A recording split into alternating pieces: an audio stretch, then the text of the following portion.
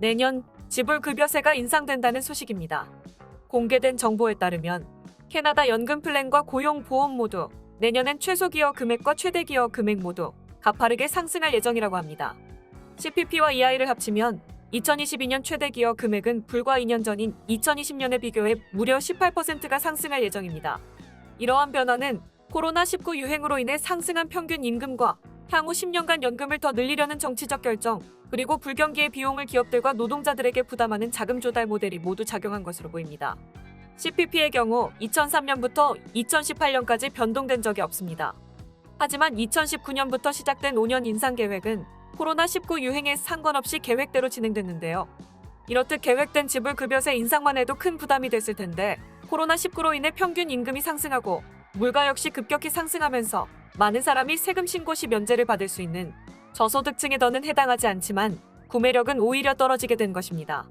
비즈니스들 역시 코로나19의 여파로 어려움을 겪고 있기에 이는 큰 부담으로 다가올 것으로 보입니다. 오타와는 이러한 어려움을 인지하고 기업들의 채용 보조금을 지원하고 있는데요. 지불급여세는 반대로 채용을 더 어렵게 만들고 있으니 아이러니가 아닐 수 없습니다. 다음 뉴스입니다. 캐나다 연방정부는 이번 주 후반 72시간 이내에 미국에서 캐나다로 돌아오는 캐나다인들에 한해 PCR 음성 확인 요구 사항을 철회한다고 발표할 예정이라고 합니다. 이 변경 사항은 캐나다 시민권자와 영주권자 모두에게 적용됩니다. 이 새로운 규정은 11월 말이나 12월 초에 발효될 것으로 예상됩니다. 하지만 캐나다 이외 지역에서 72시간 이상 여행하는 경우에는 여전히 PCR 검사가 필요합니다. 미국은 지난 11월 8일 코로나19 백신 접종을 완료한 캐나다인들에게 육로를 통하는 국경을 재개방했습니다. 그러나 PCR 음성 확인서를 제시해야 하는 조건으로 인해 많은 캐나다인들이 미국 여행을 고려했고 캐나다로 다시 오는데 지불해야 하는 추가 비용에 대해 우려했습니다. 미국은 육로로 국경을 넘을 때 요구사항이 없습니다.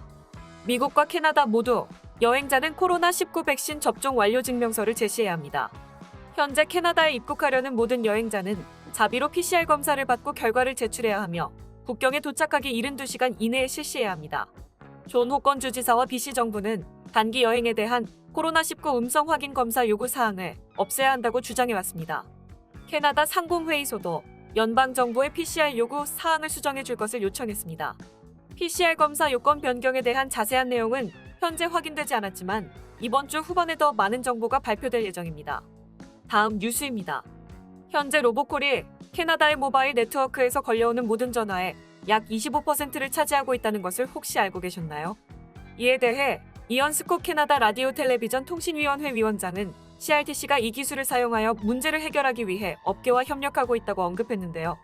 이 기술은 암호 기술에 기반한 디지털 인증서를 사용하여 스팸 전화를 효과적으로 차단하는 기술입니다. CRTC는 2018년부터 로저스, 벨, 텔러스 등 캐나다 통신 사업자에게 이 기술을 의무화하기 위해 노력해왔지만 소용이 없었는데요. 많은 지원과 연장을 거쳐 정부가 11월 말부터 통신사들이 이 기술에 기반한 인증 조치를 시행해야 한다고 발표했습니다. 앞으로 모바일 서비스 제공 회사들은 가입자들에게 통화를 필터링할 수 있는 기능을 제공하거나 일종의 통화 차단 시스템을 구현해야 합니다. 스콧에 따르면 벨 캐나다는 로보콜을 차단하기 위한 AI 기반 기술을 2년째 시험하고 있으며 2020년 7월 이후에만 11억 건이 넘는 스팸 통화를 차단할 수 있었다고 하는데요. 또한 스콧은 이러한 새로운 로보콜 규정을 충족시키기 위해 네트워크 업그레이드와 관련된 모든 비용을 고객이 아닌 통신사 자신이 부담해야 한다는 점을 분명히 했습니다. 11월 30일에 이어 우리가 얼마나 더 적은 스팸 전화를 받을지 그리고 통신사 빅3와 관련 비용을 소비자들에게 전가하는 것을 실제로 막을 수 있을지 지켜보는 것은 흥미로울 것으로 보입니다. 다음 뉴스입니다. 악천후로 인해 BC 일부 지역의 철도 운행이 중단되었다는 소식입니다.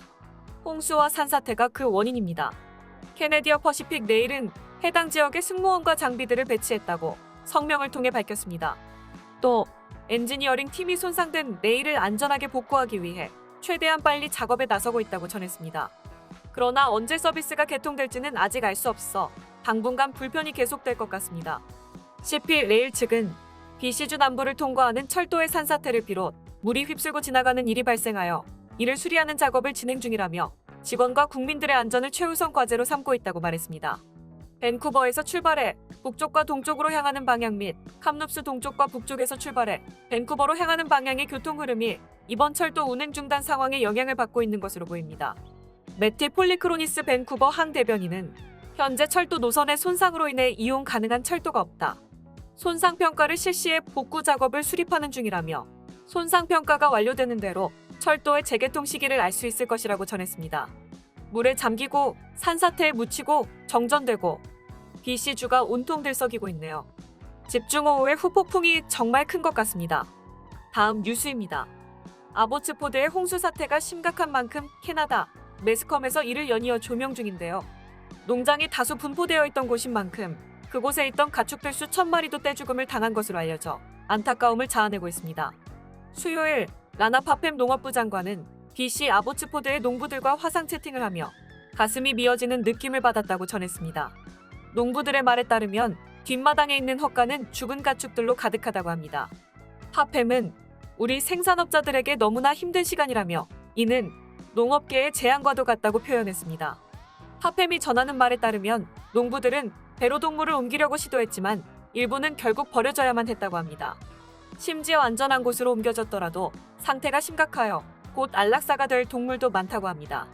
대규모 농업지대가 분포한 아보츠포드는 BC주 낙농업의 절반을 차지하고 있는 곳입니다. 특히 가장 큰 피해를 입은 저지대 수마스파에는 낙농장과 양계장 수십 곳이 침수된 것으로 나타났습니다. 파펜은 홍수로 인해 먹이 공급이 중단되고 일부 지역은 수도도 끊겨 살아남은 동물들도 큰 곤란을 겪고 있다고 전했습니다. 한편 동물을 두고 떠나고 싶지 않았던 수백 명의 농부들은 대피 명령을 거부하고 남아있다가 빠르게 차오르는 물 때문에 뒤늦게 구조된 것으로 밝혀졌습니다. 이 지역에서만 밤새 180명 이상의 사람들이 구조되었습니다.